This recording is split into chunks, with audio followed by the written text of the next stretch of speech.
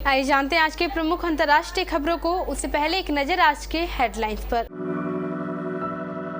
प्राकृतिक नहीं इंसानी भूल का नतीजा है सिलक्यारा हादसा, जाने माने भूवैज्ञानिक ने बताई ये लापरवाही। यूपी में हलाल सर्टिफिकेशन वाले उत्पादों की बिक्री पर लगेगा बैन, सीएम योगी हुए सख्त। चक्रवाती तूफान मिथिली का असर, आज इन राज्यों में भारी बारिश की संभावना।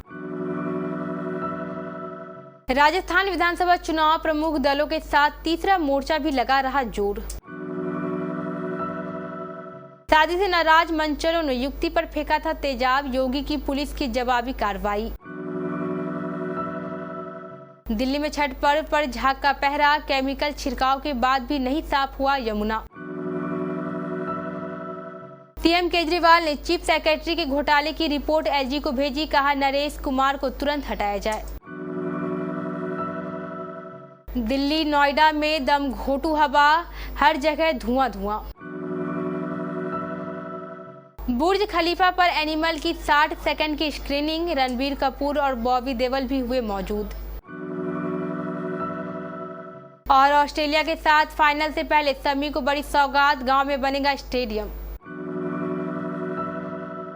उत्तरकाशी के सिलक्यारा में हुआ टनल हादसा प्राकृतिक नहीं इंसानी भूल का नतीजा है।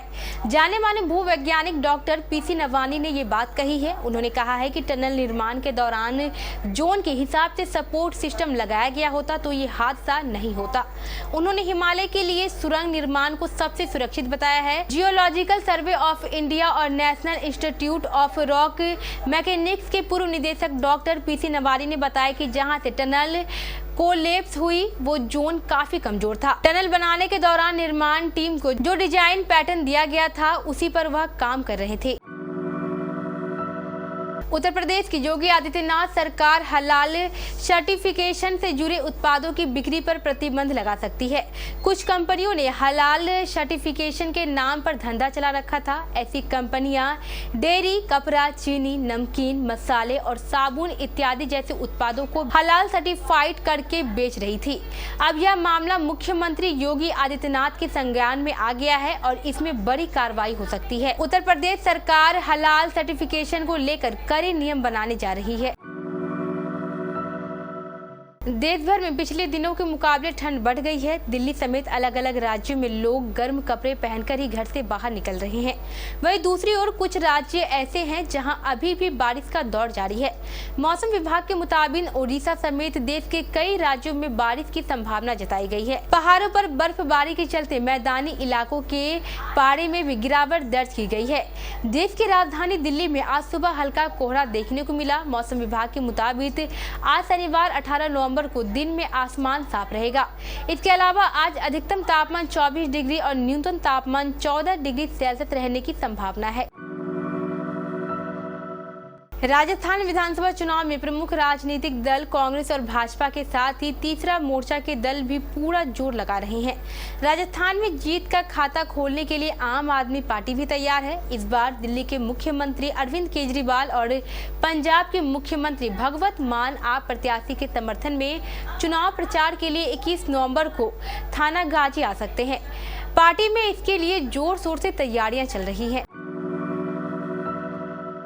यूपी में अपराधियों और मंचलों के खिलाफ पुलिस की कार्रवाई लगातार जारी है। ताजा मामला महाराजगंज जनपद से जुड़ा है। एसिड अटैक के मामले में पुलिस की बड़ी कार्रवाई देखने को मिली है। पुलिस के साथ मुठभेड़ में 2 बदमाशों के पैर में गोली लगी है। दोनों मंचले एसिड अटैक के आरोपी बताए जाते हैं। दरअसल महाराजगंज जनपद के भिटौली थाना क्षेत्र के एक गांव में 16 नवंबर की देर शाम लड़की अपने मां के साथ बाजार से वापस घर जा रही थी। इसी दौरान एक स्कूटी सवार अज्ञात द्वारा लड़की के ऊपर तेजाब फेंककर हमला कर दिया गया था। इस हमले में लड़की बुरी तरह से झुलस गई है और उसे इलाज के लिए मेडिकल कॉलेज गोरखपुर भेजा गया है। राजधानी दिल्ली में छठ पर्व से पहले यमुना को साफ और स्वच्छ करने को लेकर दिल्ली जल बोर्ड के द्वारा बीते 2 दिनों से केमिकल का छिड़काव कराया जा रहा है। बावजूद इसके जहरीला झाग कम होता नजर नहीं आ रहा। आज सुबह भी कालिंदी कुंज में यमुना नदी में बड़ी मात्रा में झाग नजर आया। झाग को खत्म करने के लिए दिल्ली जल बोर्ड के कर्मचारी नाव पर सवार होकर लगातार केमिकल का छिड़काव कर रहे हैं। झाग के चलते छठ मनाने वाले श्रद्धालुओं की मुश्किलें बढ़ गई है। छठ का व्रत रखने वाली महिलाएं घुटने तक पानी में उतरकर सूर्य को अर्घ्य देती है। जहरीले झाग के बीच यमुना में उतरने पर स्वास्थ्य संबंधित समस्याएं हो सकती है।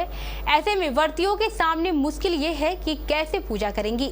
वहीं अब इसको लेकर सियासत भी शुरू हो गई है। भाजपा ने आम आदमी पार्टी की सरकार पर निशाना साधते हुए कहा है कि यमुना के पानी के ऊपर सफेद झाग की परत ने छठ पर्व मनाने वाले पूर्वांचली लोगों की भावनाओं को आहत किया है।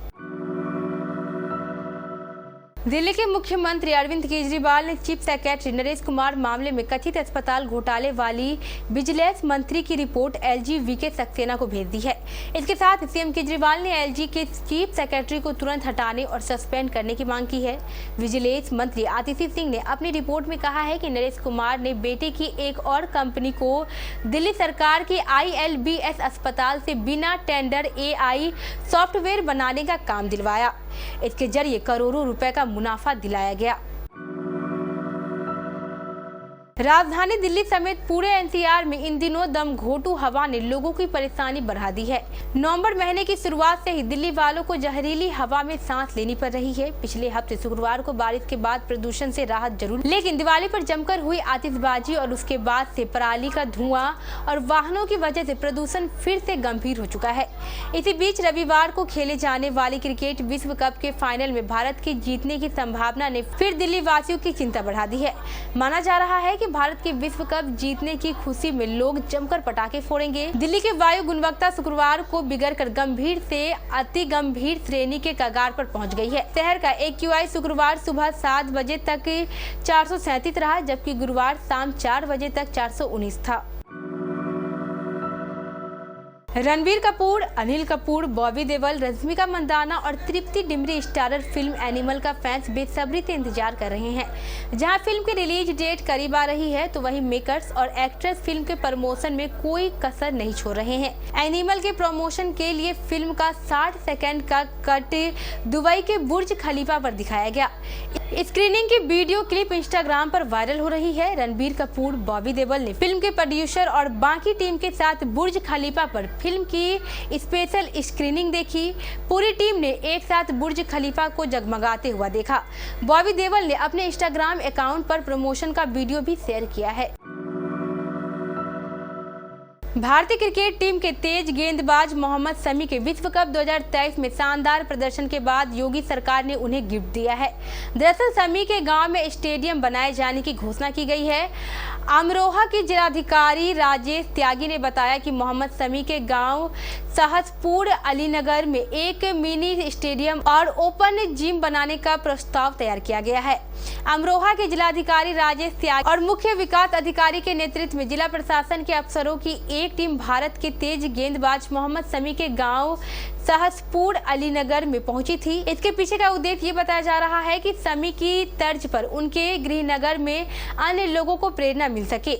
इसी को लेकर गांव में मिनी स्टेडियम और ओपन जिम बनाया जाएगा। इसके लिए जमीन की तलाश में अधिकारी पहुंचे थे। अमरोहा में 17 एकड़ जमीन स्टेडियम बनाया जाएगा।